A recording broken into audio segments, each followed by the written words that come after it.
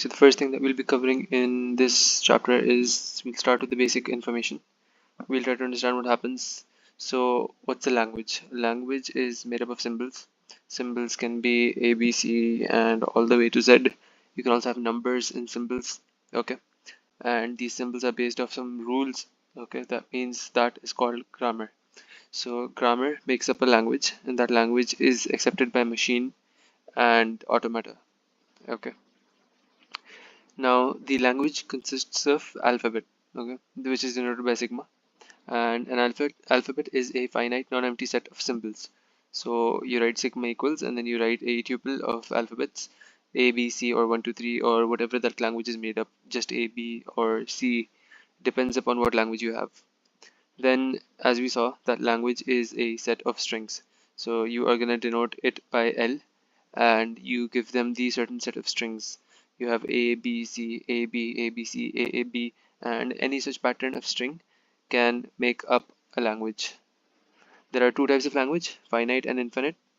Okay, infinite languages are such where the alphabet, whenever you have any question, okay, you'll be given the alphabet like this: summation, okay, sigma equals AB. So that means this language is made up of A and B only, and then you'll be given the rule. So the rule tells you what the language is based on.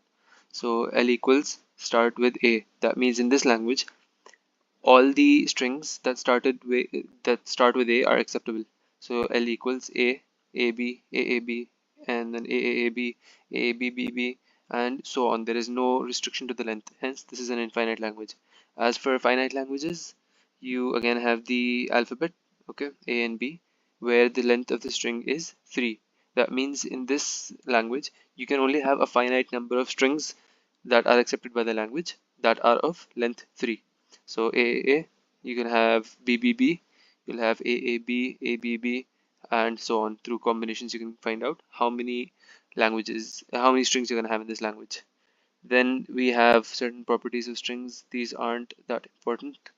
You can come to Kleene Closure. So what happens in Kleene Closure is that it is denoted by a star, okay, and positive is denoted by plus. Kleene Closure means that you can have any sort of string which has either 0 length, length 1, length 2, all the way to length k. Okay, so this is a universal set for all languages. In positive closure, on the other hand, you do not have length 0. It starts from length 1. Okay, so the length of the string starts from 1, 2, and so on up to k. After that, a finite automata. Okay, so it is a model that has a finite set of states, and its control moves from one state to another in response to external input. So in automata, we've got states, okay, a number of set states, and you move from one state to another based on input. Over here we have an example where our sigma is A and B. That means this language is based over the alphabet A and B, and the rule of the language is it starts with A. Hence we can make a temporary language where we can understand what sort of strings are accepted by the language. So if it starts with A, then the smallest possible language is A. Then you have double A, and you have AB, and then you have triple A, you have triple A and B, and so on. Any combination of A's and B's in the string while it starts with A. This is an infinite language. Okay. So in this one, we are going to create an automata, which is a finite automata, which means we have a set number of states through which we'll be making this automata. To start the automata, you have to show an incoming arrow that tells us which is the starting state, initial state. We label it Q0, and from Q0 we will transition to Q1 when we get input A. And since the smallest possible string acceptable is A, then we will make Q1 as the final state. So the final state is denoted by double concentric circles, and this means that A is acceptable, and then we have a self loop on Q1 for A and B. Hence that means after getting the first A, you can have any number of A's and B's followed by it, and the string will still be acceptable by the language. Now we also introduce a dead state. Okay, this is because since our string is starting with A, that means if a string that starts with B occurs, that means that string is wrong and is not acceptable by the language. Hence we'll send it to dead state, and a dead state is a state from which you cannot recover and reach the final state. So once you get to the dead state, you cannot come out of the dead state. We put a self loop over here for A and B on the dead state to show that any number of alphabets after B are useless. So the string is not acceptable. We need to make sure to remember, okay, whenever you're making an automata, okay, dead states are mainly used when you have starts with, or when you have a certain pattern for the language, for example contains something. Hence that is when you use dead state. Otherwise you do not use dead state. Okay, there are four types of finite automata, mainly two types, and each of the types has two further types. The first type is without output. That means you have an input string and it tells you whether the string is accepted or not. These are DFA and NFA. And then with output means that when you give an input string, it will return an output string of some sort, depending on the machine. So we'll start with DFA first. DFA stands for Deterministic Finite Automata. It's got these tuples, okay, 5. Q is the set of states. Sigma is the set of alphabets, as we said before. The transition function, okay, is given here, and the transition function here means Q. That means when you're on a certain state and you encounter an alphabet, then you transition to a different state. This is what Q means. This is the transition function for DFA. We have the start state and the final state. In DFA, on every state for every symbol, there will be exactly one transition. This means, okay, if your language is having the alphabet A and B, then and you have two states. So for the first state, you will transition for A and for B, and the second state you will transition for A and for B exactly once. Okay, you cannot miss out B, or you cannot add an extra transition. And then we have the transition table that represents the transitions that are being made. So easiest way to understand is we write the transition function symbol over here. We have summation over here. A, B are the alphabet. That means from each state we are gonna you know transfer from one state to the other based on the alphabet. Transition based on the alphabet. So if you have Q0 as the start state, if you get A, you go to Q1. If you get B, you're going to Q2 from Q0. Okay. Similarly, when you have Q1 at A, you're staying at Q1, and B also you're staying at Q1. This is the final state. So this means we have a self loop over here. From Q2 at A, you're staying at Q2. At B, again you're staying at Q2. This is just an example, so you don't need to really focus on why we're transitioning to those states. We're just understanding how to read a transition table. Now, an important thing to note is that DFAs are complete systems. Okay, so they tell you whether a string is valid or not for every single possible option. Here's an example of a DFA. Okay, in DFA we use minimum states, hence you do not make extra states in each of them. You have the alphabet, okay, A and B, and the rule is starts with BA. Okay, so our possible strings in this language are BA, and then BAB, and then BAA, and so on. Okay, so to make the DFA, the best possible way to make it is, first of all, start with the most basic string BA. Okay, so you'll give the initial state Q0, you'll go to Q1 at B, and then you'll go to Q2 at A, and make Q2 the final state. Okay, that is how you will start with making your DFA. Then once you have these three states and you have a final state and your most basic string is accepted, now you're going to complete the transitions. So for Q0, you have transition for B. Now you need to complete the transition for A. What happens over here, our rule is that you have to start with B and have A after that. Okay, so if the string starts with A, it should not be accepted. Hence, the concept of dead state comes in here. So you used Q0, Q1, Q2, and then you just create a Q3 state, which is dead state, and you'll transfer A over there. Again, at Q1, after B, you need to have an A. So if you get a B after B again, so you'll send that to dead state as well, and just put a self loop on dead state for A and B. And again at Q2, put a self loop for A and B. Now remember, why are we putting these self loops? Because for every state you have to show a single transition for A and B. When there is a single transition for A and for B, you can show it in a single line. Okay, that is easier and simpler to represent. So this means at Q2 we are transitioning for A and for B as well. The destination is Q2 itself, yet it is a transition, so you have to make that. Similarly, these are some examples. These are part of the notes, and you can uh, read the notes for that. Let's look at one more where we have ends with. So if you have the symbol A and B and the language ends with AB, then what are we going to do is um, you can have anything that starts with, right? So what's the most basic language? A and B. So we took Q0, Q1 and Q2, and you're transitioning for A and then for B. Q2 final. Okay. Now what you're gonna do is at A and B, okay, you can have any number of B's in the string. Okay. So you're gonna put a self loop here. Now, why did we not write A and B over here together? Because for Q naught, the transition of A has already been completed. Okay. So the string can start with any number of transitions of B's. Okay. And then you have A, B. If you have any number of A's over here, it's not gonna matter because in the end, it is gonna end with AB. So you'll still reach at Q2.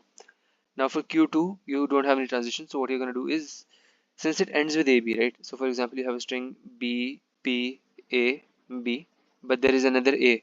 So instead of going to the first state, you'll just come to the state, because if you go A, B, and you're again coming to the final state. Lastly, A transition done, B transition. For B, you cannot go to Q1 because then there is a possibility that the string might end with B and then B. Hence, you'll take that to Q1. And we have other examples as well, which you can look at from the notes. So in the DFA, you have to make sure you write every single step and you complete them. Now there is an MDFA, or also known as minimization of DFA, minimal DFA. So this is the process of eliminating states whose absence or presence doesn't really affect the language generating, language accepting capabilities of the DFA. This means if you remove these states or you keep these states, the produced language doesn't really affect, it doesn't really affect the produced language. Okay, so it follows the grammar rules and everything, and you just remove the extra steps to create a perfectly minimized DFA. For this, there are three states that you have to look at. The first one is dead state. Now remember, the dead state is very important in a DFA. Like we studied earlier, the definition of DFA is that it is a complete machine. It is a complete automaton, and it tells you what happens at every state. So if you remove the dead state, then that DFA is not giving you information for when the string is unacceptable. Okay, hence you will not remove the dead state in minimization. Second thing is unreachable state. An unreachable state is one from which you can reach other states, but none of the states take you to that state. Hence we have Q0, Q1, Q2 and Q3 over here. You can see none of the states take you to Q3. Hence Q3 is an unreachable state and it doesn't really affect our language generating property. You can remove that. Finally, equal states. Okay, equal states are when you create a DFA, there is a possibility that you might have 2, 3, 4 or more states that are equal. Okay, which means they are producing the same sort of grammar, yet you have extra states. So you're transitioning for no use when you could just do that with a lower number of states. So in this case, as you can see, we have Q0, Q1 and Q2. So what is happening over here is from Q0, at 1 we are going to Q1, and at 0 we are going to Q2. Q2 is the final state.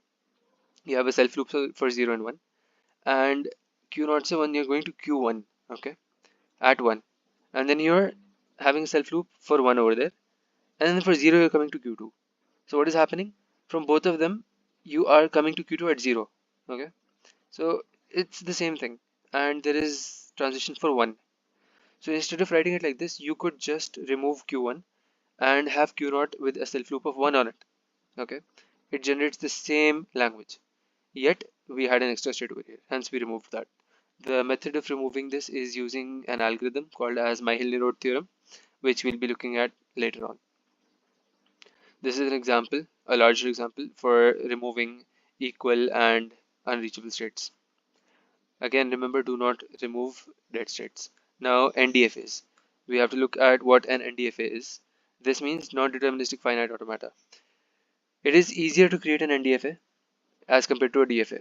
So the hierarchy of finite automatas is NDFA is the easiest. Okay, then we have a DFA, and then we have MDFA. So then minimized DFAs are the hardest, and then we have DFA, which is slightly easier. It's not as easy, it's easier, and the NFA is the easiest for now. Okay, so an example DFA that we made before was for the language where it starts with AB. Okay, you have dead state, and you had self loop on Q2, the final state for AB. So starts with AB, and then you can have any string of A and B. If you get a B or an A in between the start, it goes to dead state. What you're gonna do in an NFA? Simple as that. You are just going to remove the red state. Okay, you don't need to show transition on every state for every alphabet. You're just going to show the most layman basic simple way of accepting the string. Okay, from Q0 you go to Q1 at A and then Q2 at B. So it starts with AB and any number of A's and B's. That's it. That's all you have to show. You just have to show the most basic, simplest method of accepting a language. It also has the same tuples as the DFA. The transition function here is different. In this, the transition function is a state with any alphabet gives you 2 power q different transitions. That means if you have 3 states, so you have 2 power 3 different number of transitions that you can do for a single state. That means you are not restricted to one transition per alphabet. You can have 0, 1 or more transitions for an alphabet at every state. For example, in this one, the string ends with AA or with BB. So all you're going to do is from Q0, you're going to create Q1, Q2, where you go from AA, and Q0, say Q2, Q3, you're going to make BB. That means string ends with AA, BB, minimum size is AA or BB, accepted final. And then you're just going to put a self loop of A and B at Q0. So n number of A's and B's before AA, BB, and then final state. That's all. That is how easy an NFA is. Now, an important topic is converting from an NFA to a DFA. When you make an NFA, you might get questions on converting it to a DFA. Okay, so for this, for example, this is the NFA that we had. Okay, ends with BB. So it starts with A and any number of A's and B's. You have B and B and okay, fine. So what you're going to do for this is first you're going to show the transition table for the NFA. Simple as that. Just write the transition function. You write the 3 states Q0, Q1, Q2. Write AB, which is the alphabet of the language. Q0, say at A you are staying at Q0, so you're going to write Q0.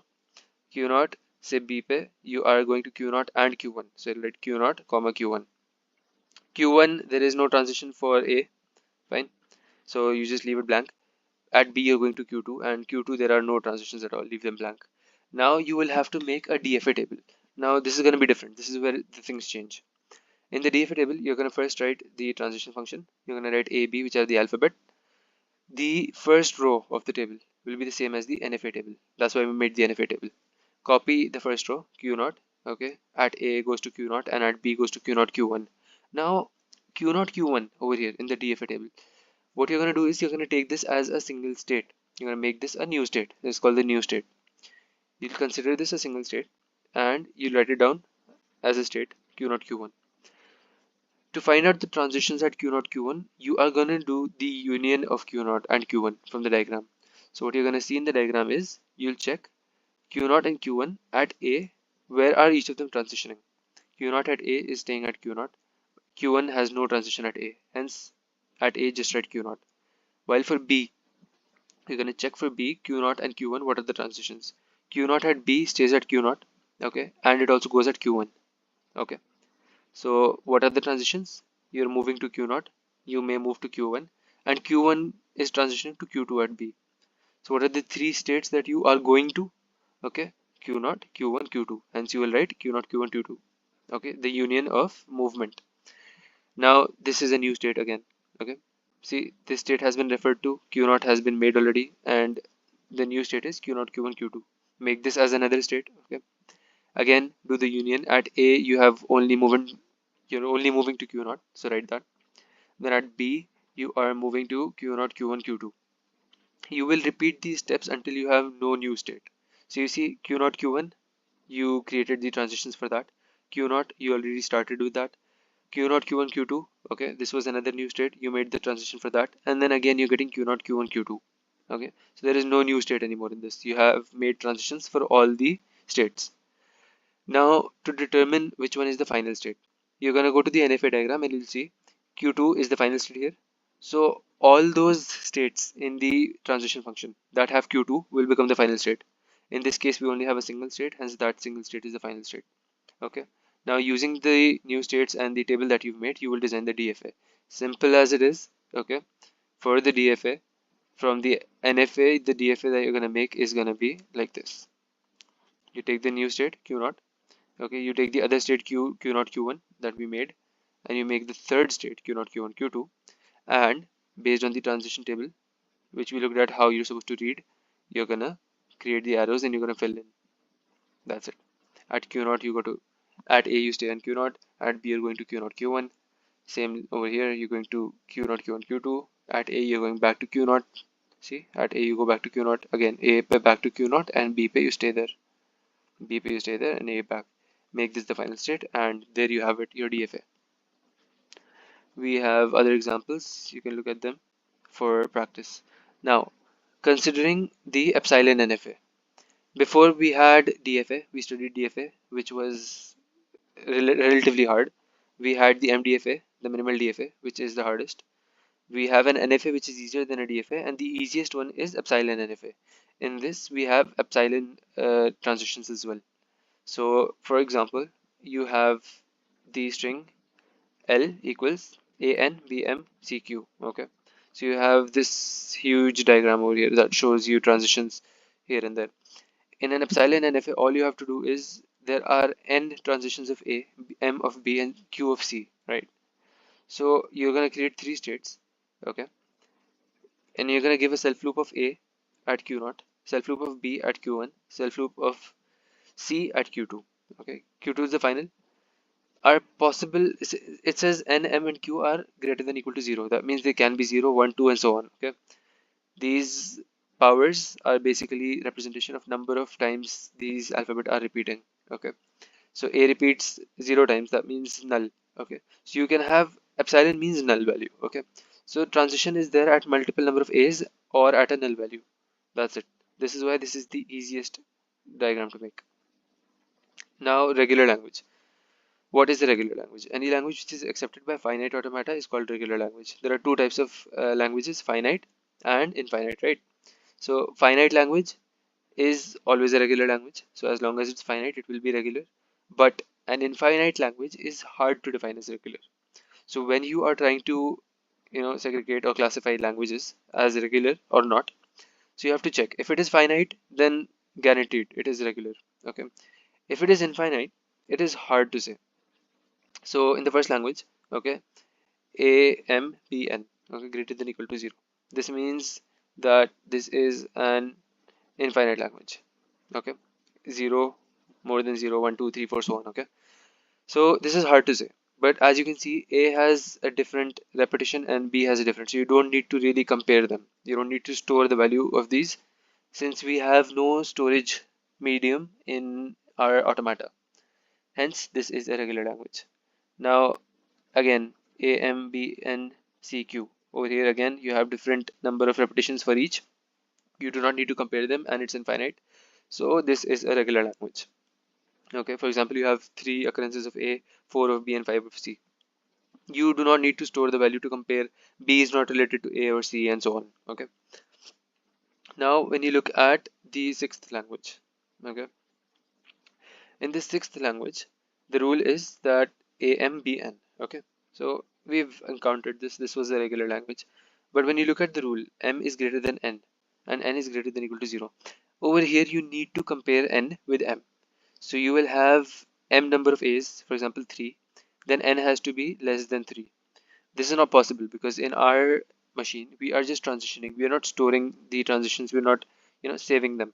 Hence, our reason is this is not regular because there is no aux memory and it's infinite. Okay. Same over here. You have comparison of M and N. Hence, it is not regular. Again, over here as well, you have a rule that is comparing M and N. No auxiliary memory. Hence, it is not.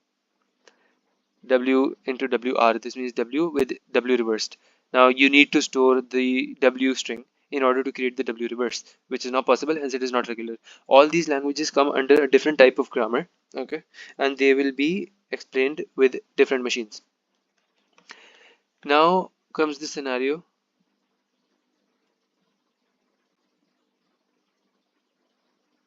of understanding regular expressions. In regular expressions, regular expression is a way of representing regular languages, okay.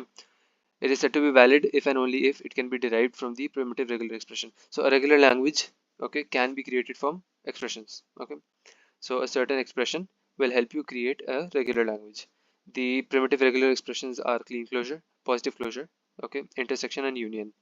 So what happens, Kleene closure represents starting from null all the way to infinity, positive closure starting from 1 to infinity. Intersection means if you have A intersection B, then in the output your string will be AB, okay. And if you have A plus B union, so that means in output you are either gonna get A or you're gonna get B. Now regular expressions are really easy, okay. They can be determined using the length of string, okay, the expression based on the length of string and so on.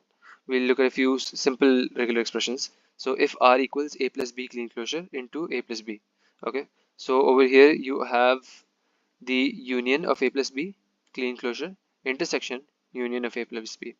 So the language that will be generated over here is Kleene closure, right? So that means it may be null, okay. Always whenever you're looking at grammar or anything, try to find the smallest possible language first, okay. Kleene closure means null, put this whole thing as null, remove it, fine. Hence A plus B.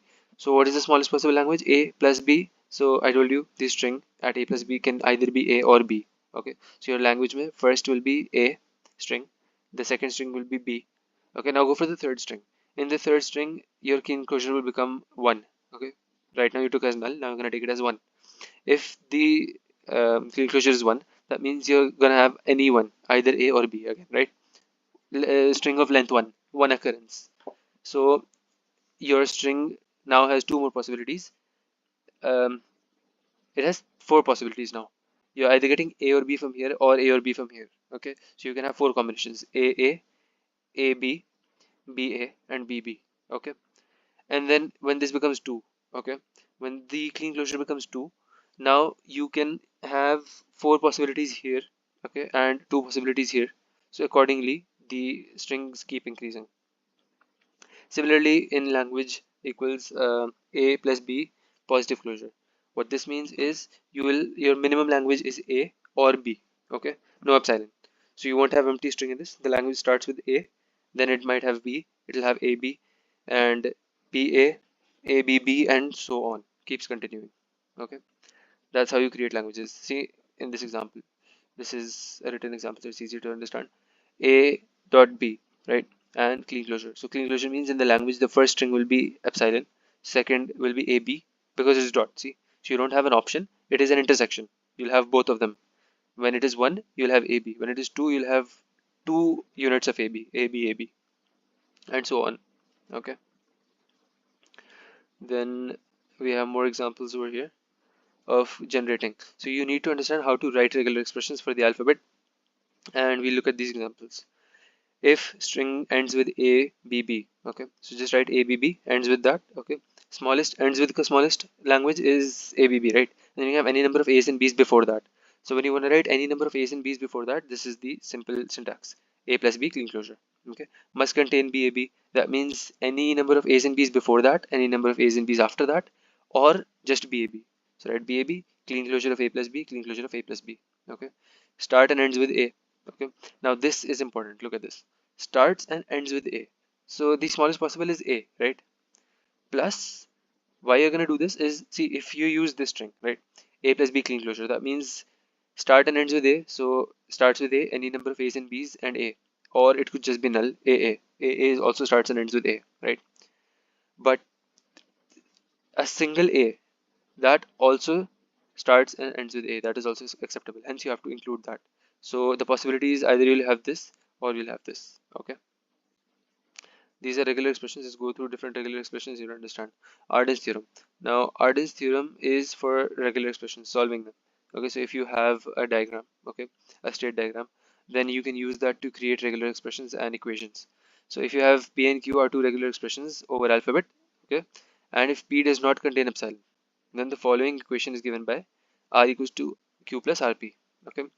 And this equation Q plus RP, R equals Q plus RP, has a unique solution known as R equals to QP Kleene closure. Fine.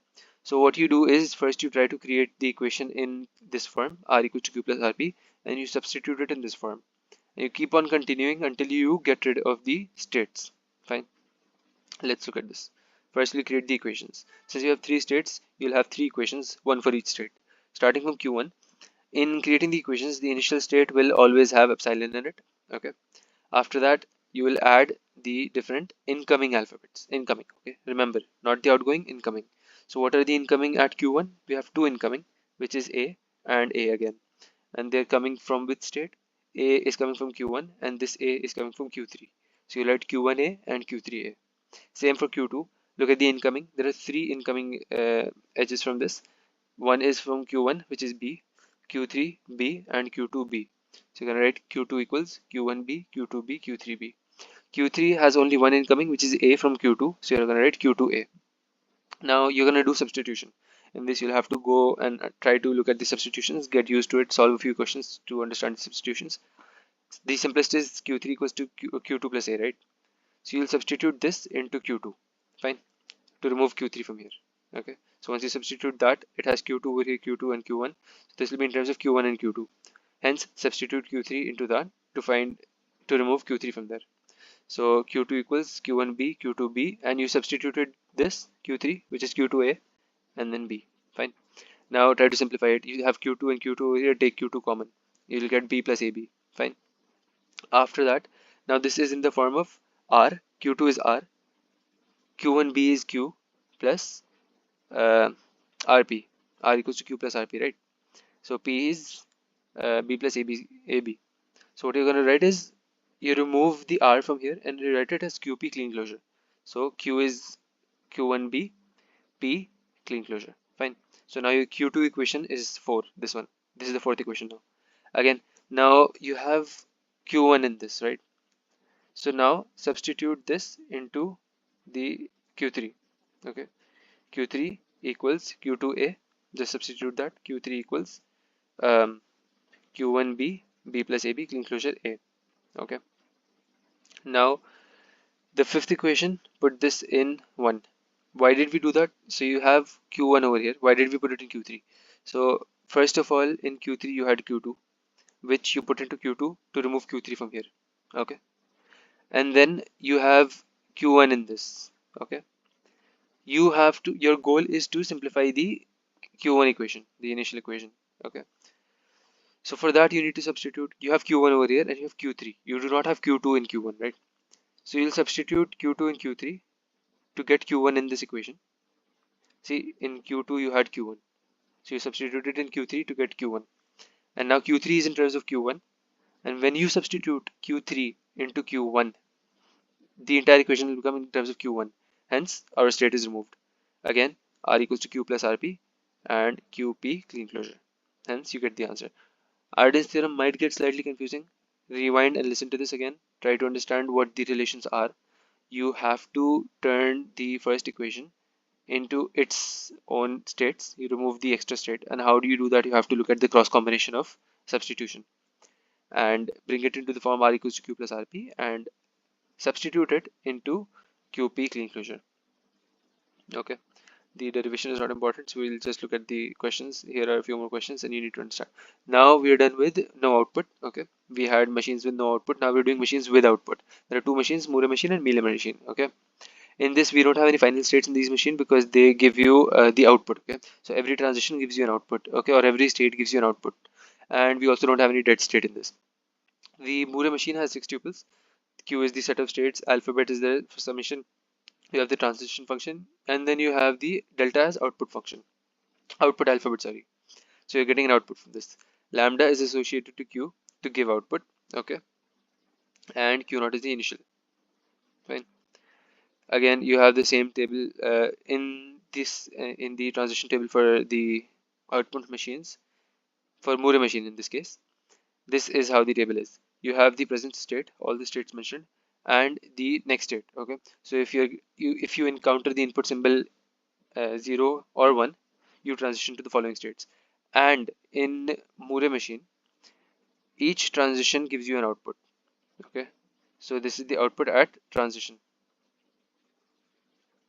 Okay, see, in Moore machine, when you get to a state, okay, you will have the first output, and then when you transition and you get to the next state, you'll have another output.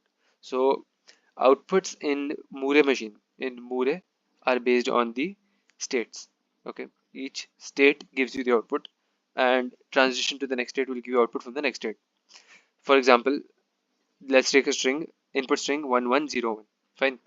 So we will start at Q0, okay, and Q0 pe we have the output 0, so you'll add the 0 string immediately. There is this thing to note: the output string, okay, in Moore machine is always +1 in length, okay, n plus 1, as compared to the input string. So if your input is n, your output in Moore will be n plus 1. Why? Because every state gives you transition, and in every machine you start at Q0. So when you're starting at Q0, you get the output symbol, okay, and then you follow the input string, which will give you the remaining outputs. So you start at Q0, you'll get 0 output, okay, then you'll transition based on 1. Q0, say at 1 you are transitioning to Q1, okay. The moment you come at Q1, the output is 1, hence you'll write 1 in the output string. Then again there is 1, okay, Q1 at 1 transitions to Q2. At Q2 the output is 0. Fine. So output may you'll write 0, okay. So right now you had 0 1 0, okay. Now you get to the third input symbol. At the third input symbol 0, you have a self loop at Q2, hence giving you the output 0 again. So at the third input symbol you get 0. You see, at the third symbol you're getting the fourth output, and at the fourth symbol you have the fifth output. At 1 you go to Q3, which is 0. So this is how you can create a string. Questions are as such, where they will ask you to construct a Moore machine, okay, and accordingly you have to make the Moore machine based on the rules they're asking for, or they can ask you to convert Mealy to Moore and Moore to Mealy. This example is convert a Moore machine that takes strings of A, B, okay, so input is A and B, and counts the number of A's in the string in terms of 1. That means whenever you get A, the output is 1, and whenever you get B, the output should be 0. Okay, this is what you see. The outputs are 0 and 1, and the inputs are A, B. Q0 put 0. We did not get any alphabet, right? Q0 pe, so 0. Okay, first output will be 0. Then for all B's you'll keep on getting 0. Then this is transition for A. There is no A written here. We forgot the A. This is transition for A. You go to Q1. At Q1 you have ones. So for n number of A's you keep on getting 1 in the output string. And then the moment you get a B you'll go to 0 again. So the output will be 0. Then you get a B. So do you understand? When you get the string, for any number of B's you'll get zeros. For any number of A's you'll get 1. Okay. For B 0 per A 1 per A 1 per B 0 A 1 B 0 A 1 SA and so on. That's how you can count the number of A's.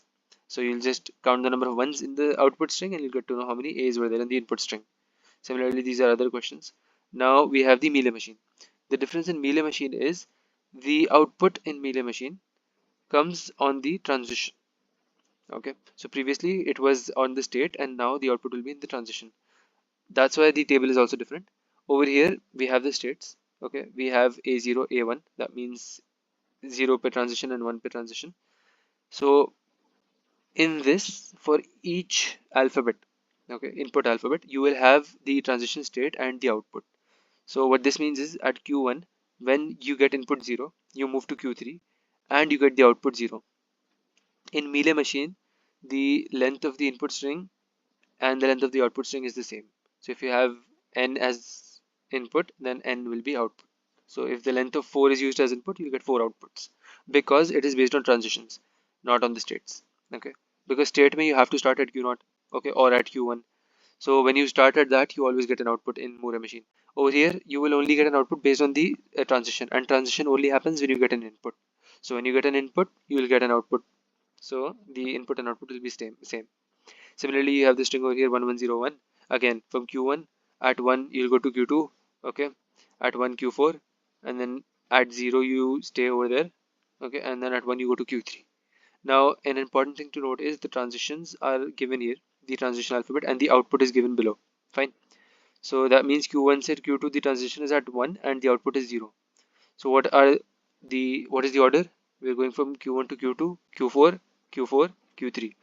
We're getting 0, 0, you're getting 1 over here, and then again 0, 0, 0, 1, 0. So this is how you have to solve. Again, same sort of question, they'll ask you to create the machine. Okay. Now in the same question that we did previously, count A's and B's. A is denoted by 1. Over here you can do it in a single state. Why is that? Because you get the output on the transitions. So you start at Q0. If you're getting A, output 1. If you're getting B, output 0. Done. That's it. Simple as that. Which is why Mealy machines are slightly easier. Now we have different types of grammar. This is the hierarchy of grammar. Okay, starting at Yes, the grammar has the following tuple of four. It has four tuples. The set of terminals. Okay, terminals are A, B, and so on. These small letters that make up the string. Okay, and non-terminals. Okay, V N is a set of non-terminals A, B, and so on, capital, which determine the substitution. So non-terminals are substituted by terminals based on the production rule. Production rule is given by P, and S is the start symbol. Okay, the most basic production rule can be the universal production rule can be seen as this: the alphabet with a non-terminal Kleene closure. Okay, and then a non-terminal alphabet union non-terminal Kleene closure. Okay, so this will give you alphabet union non-terminal Kleene closure. Slightly hard to understand right now, but this is the basic. Okay, or you can say alpha goes to beta. And this Chomsky hierarchy is the hierarchy of grammars. So you have type 0 grammar, which is also known as recursively enumerable or unrestricted or phase structured grammar. This grammar is accepted by Turing machines, which we'll be looking at further on. What grammars do is, so if this grammar is known as recursively enumerable grammar, okay, REG. So REG, the grammar makes the language. So this makes recursively enumerable language. Okay. Then type 1 grammar is context sensitive grammar. Okay, also known as length increasing or non-contracting. This generates context sensitive languages and is accepted by linear bounded automata. We'll also look at that later on. You have type 2 grammar, which is context free grammar, and this is accepted by PDA, push down automata. Lastly, you have type 3 grammar, which is the regular grammar, which we were looking at earlier. It creates regular language and is accepted by finite automata that we looked at earlier. The left linear grammar and right linear, what this means is in left linear, the non-terminals are at the left side. So all the terminals are at the right and non-terminals at the left. You keep substituting on the left side and that creates the language. Same way right linear mein, all the non-terminals are on the right side. Okay. Next, we have examples for grammars. For example, this is how you write a grammar, and this is a set of the non-terminals, set of terminals, and the production rules. On the basis of production rules, you can create a language. S is the starting symbol, and you have the production rule AAB, where capital A is the non-terminal, and the rule for capital A is AAB up until epsilon. What the dash means is A is either replaced by AAB or replaced by epsilon, so null string. You keep on replacing them, and you can see at one point when A is epsilon, you'll have n number of A's and n number of B's, so this grammar will generate language AN, BN. Similarly, you can look at the rest of the languages. We have pumping lemma. Pumping lemma is a very easy topic. It is a negative test for something belonging to a language. Okay, this is for regular sets, so this is a negative set for checking if a string belongs to that language or not. What you're going to do is first you're going to take a string. Okay, an example will be given to you. Then you will take w equals to xyz. You will divide that string into x, y, and z parts. Okay, so if it is a n and b to n, okay, just take n for example. Okay, take n as 2. Okay, that means a 2 a's and 4 b's. Now try to divide this in x, y, z. Okay, x all a's, y is 2 b's, and z is 2 b's. Now you will pump y. Okay, as the pumping lemma in the name states, pump y. Just do I plus 1. Okay, what happens to I plus 1? 2 plus 1. Okay, it will become 4. um, B is I. Okay, if sorry, not 4. B has two elements and I. This is an I unit. Okay, so when you pump this, it will become 2. Okay, so BB is 1 unit, and then when it becomes 2, so BB is 1 unit, and then another unit of BB will make 4 B's. When you write this down into the string again, substitute y equals I plus 1 in the string. So you have AA, you have 4 B's, and then 2 B's. This does not belong to the language because see, it's not following the rule. Similarly, you keep showing. Okay, prove that the string does not belong to a language, if it does belong or does not. There are three ways of dividing the y. Okay, either it has only zeros.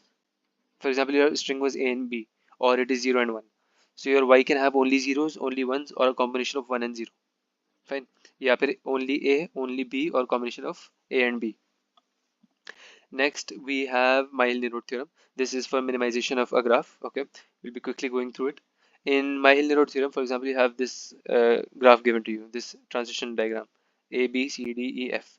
C, D, E are final states. F, A, and B are non-final states. What you're going to do is you're going to create a table for the number of vertices. Okay, so A, B, C, D, E, F, A, B, C, D, E, F. From the diagonal, you're going to remove the top including the diagonal because those are a mirror image. Okay, so whatever you're going to mark over here will be marked over there as well.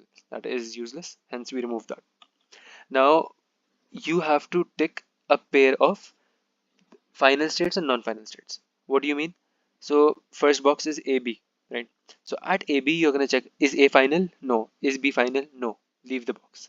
AC, is A final? No. C is a final state. Hence tick. You do not need to look at the vertices over here. I mean, sorry, the edges. Do not look at the edges. Just look at the pairs. AB non-final. Okay, no. AC, one of them is final. Mark it. Okay. AD, one of them is final. Mark it. AE, again one is final. Mark it. AF, this is dotted, right? So the dotted ticks. For now, take the dotted ticks as not marked. Okay, we'll be looking at them later on. I'll explain why they're marked. Right now, it was not marked. Okay, so AF not marked, and then again BC. Okay, B is non-final, C is final. Mark it. Okay, BD, BE ऐसे करके mark the state pair of a final and non-final या फिर होता है ना non-final and final. Mark those pairs. So you have, once you're done marking, you will see that these 6 pairs and these 3 pairs are final and non-final, and then these 3, this one and these 2 were not, correct. Okay, how? AF, okay, both are non-final. BF, both are non-final. CD, both are final. Okay, there has to be one non-final. Okay, CE again, DE again, both non-final, both final. So you won't mark any of these. Now you have to try and take these pairs and mark them. How? You're gonna test them first. How to test them? First of all, we're gonna take the first unmarked AB and we're gonna check it out. For AB, you will transition. Now you're gonna look at the edges. Okay, you'll take AB and A at 0. Where are you going? B. Okay, and B at 0, you're going to A. BA. Check in the table. Is BA marked? No. We just checked that. A, B, BA. We're doing for that. Not marked. Then transition at 1 for each. A1 goes to C. B1 goes to D. Okay. CD. Is CD a marked pair over here? CD not marked. Hence, you will not mark it. So hence, since both pairs are not marked in the table, AB won't be marked. Now go for AF. Okay. In AF, you will check A0, F0, A0, B, F0, F, BF. Is BF marked? Like I said, ये dotted है, that means they were not marked earlier. Take them as not marked. So BF पहले it was not marked. Hence, you cannot mark this pair. Now go for A1 and F1. A1 goes to C, F1 goes to F. CF. C is final pair, F is not non-final. Hence, this pair exists. Okay. If this pair exists, either one of them exists, then the pair that you were checking for can be marked. Hence, we marked it with the dotted tick. Okay, to show this was marked later on by checking. Okay. Similarly, we did for BF, and AF was initially not. It won't be used for this. Okay, you are going to use the existing pairs. Okay. You solved for AF, B0 and F0. B0 goes to A, F0 goes to F. So AF, okay, they are non-final pairs, hence you can't do that. Okay. Again, B1, F1. B1 is D, F1 is F. DF. DF is a final and non-final pair. Okay. Hence, you can mark BF. Okay. Now, what you're gonna do? You are now gonna look for the unmarked boxes again. Okay, till now what did we do? We took the diagram and we looked at we marked them. Then we used these marks to further mark boxes.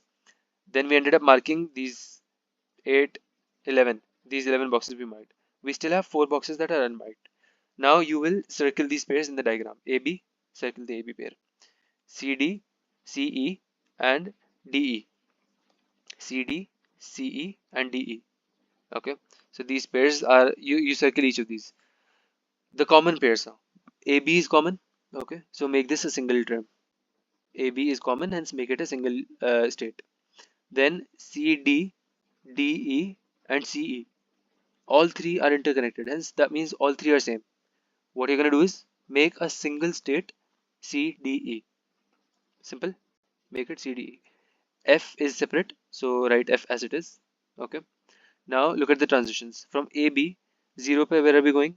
Within each other, right? So self loop. And at 1 we are going to this pair. Okay, so at 0 self loop, at 1 you're going to this new state that we created. Again, these three at 1 they go to f, right? That means at 0 they're self looping. Hence 0 self loop, at 1 you go to f pe we've already seen one, similar same as it is 0 1 pe self loop. This is your minimized diagram. You can look at the difference. You have, yeah, here you have 6 states over here and you reduced it to only 3 states. So this ends module 1 and